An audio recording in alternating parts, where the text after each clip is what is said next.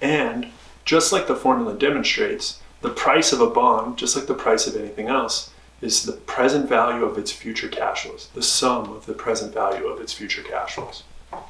And with a bond, there are only two sets of future cash flows. The first one are the coupon payments. These are the interest payments that the bond makes. And the second one is the face value. This is the principal of the loan that's returned at the end of the bond's life. Again, bonds are interest-only payments, so they only make interest payments for the whole life of the bond, and then at the very end of the bond's life, the last payment is going to be the last interest coupon plus the face value is returned. Okay.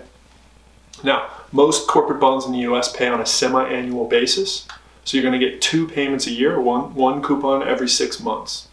And we can look at the payment structure, the cash flows for a bond. Let's look at a Home Depot bond here. This is their 5.875% bond. That's a coupon of 5.875%. It matures in 2036. So at the start date here in 2010, that makes it a 25-ish year bond. It's going to make two payments a year, so it's going to make 52 payments, 26-year bond, 52 payments, and then it'll make its final payment. Now, you can see here in the third column, it says coupon. You can see the coupon, it's the same in every year. That's what makes a bond annuity. It's a level cash flow. That means it's the same cash flow for a fixed period of time. It only goes on for 26 years. Right? Now, a sort of unusual thing about the way that bonds are priced and are listed for sale is, which is called the quote. The quote is how it's listed. The quote is as a percentage of the face value. And the coupon is also written in the same way. So the face value is always 1,000.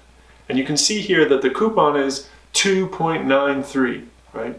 But what that actually says is the coupon is going to be 2.93% of 1,000, or $29.3.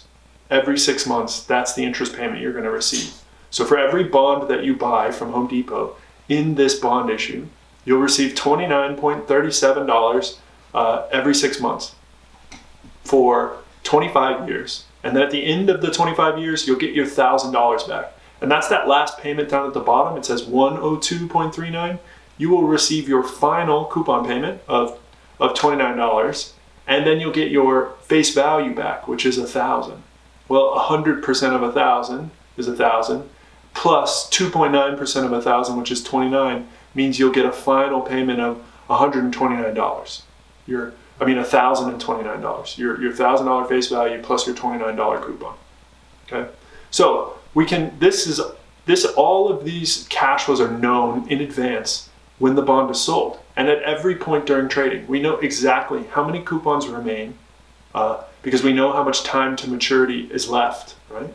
I know when the bond matures, so I can calculate easily how much is left, how many coupons we're going to receive, what those coupons will be, and what I will get as a face value at the end of the bond's life, because all of those things are in the contract. So I could go the hard route, and I could take a spreadsheet like this, and I could take the present value of each of these cash flows, each of these coupons, add it all together with the present value of the final face value amount, and I would get the present value of these coupons as a percentage of the face value. So that would give me the price of this bond, and you can see that I did that over here on the bottom right in bold. It says present value 100.134. Again, that's as a percentage of face value. So we want that as a percent of 1,000. So that's $1,001.34. That's the price of this bond.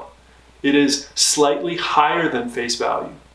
And what that means is that instead of everything going the way that it has in practice, like in real life, in our first example, right?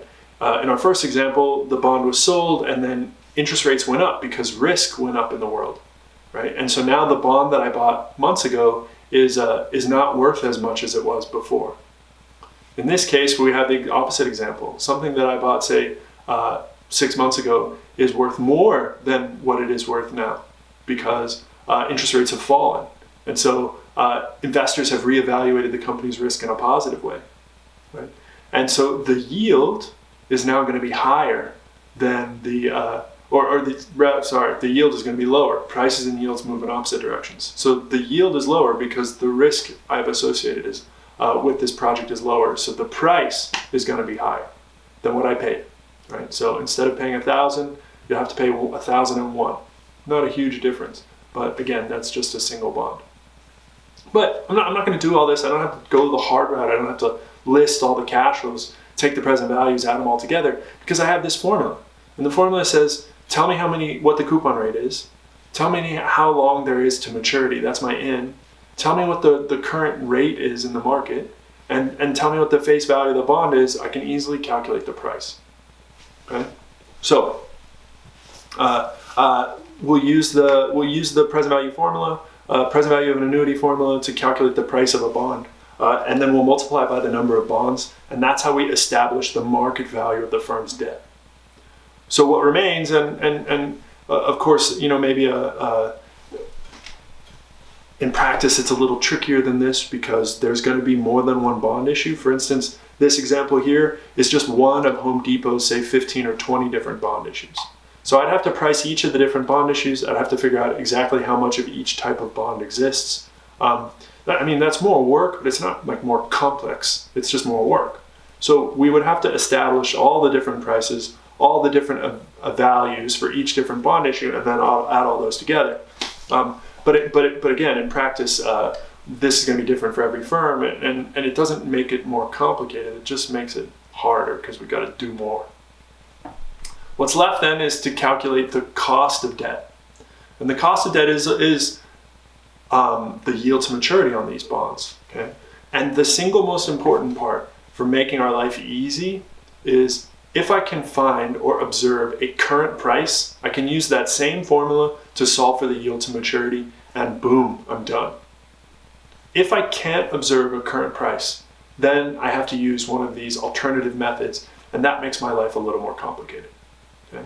Now, I still am going to have to calculate a yield for each different bond issue, and then I'm going to have to take the average, probably value-weighted average, of the yields of all the firm's different bond issues to come up with the current cost of debt. Okay? Now, that's because the yields for different bonds are going to be different, right? A bond that UPS sells today is going to have a different coupon than a bond that UPS sold in December. And that means the yield to maturity on those bonds is also going to be slightly different. Okay? So, we need to evaluate the company's bonds. We need to evaluate all the company's bonds. And as long as we can observe a current price, we're good to go. Okay? So the step one is we hope that we can observe a current price. And the way that we observe bond prices is by looking on a financial database like Bloomberg, which has up-to-date security prices for bonds and stocks and all kinds of other things. If we don't have any access to Bloomberg, there is a free, although somewhat hard to navigate, bond pricing database where corporate bond trades are required to be reported to this database called TRACE, the Trade Reporting and Compliance Engine.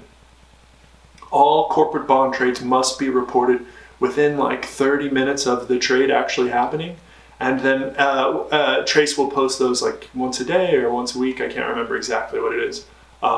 And so it stays pretty up to date, and we can observe all corporate bond trades in the US. Now, what you have to know is that the corporate bond market is much different than the corporate stock market.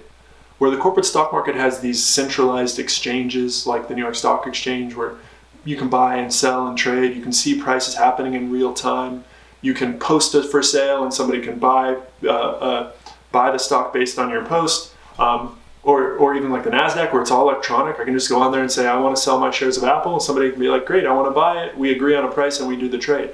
Right? Corporate bond market is absolutely nothing like that. There's no centralized exchanges. There's nowhere for me to say post that I'm trying to sell my bonds.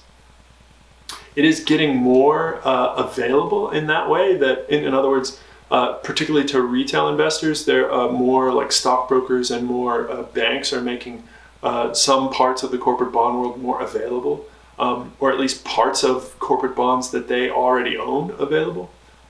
So let's say Citibank owns 1,000 bonds from Apple. They might sell me a couple of their bonds. And that would be different, say, than like me actually like entering into a trade with a third party. But in general, this is still a very opaque market. For me to sell my bonds, I have to know someone who buys bonds and also wants to buy my bonds at the price that we can agree on. So bond traders just have a big, Rolodex, and they're just on the phone all the time, making trades, calling people and buying and selling. And because of this opacity, it means that it's very difficult sometimes to find someone to buy and sell your bonds. There is a big liquidity issue in the corporate bond market. And liquidity, remember, liquidity is the ability for me to sell an asset quickly without any loss in value. Because I can always sell something fast. All I have to do is drop the price.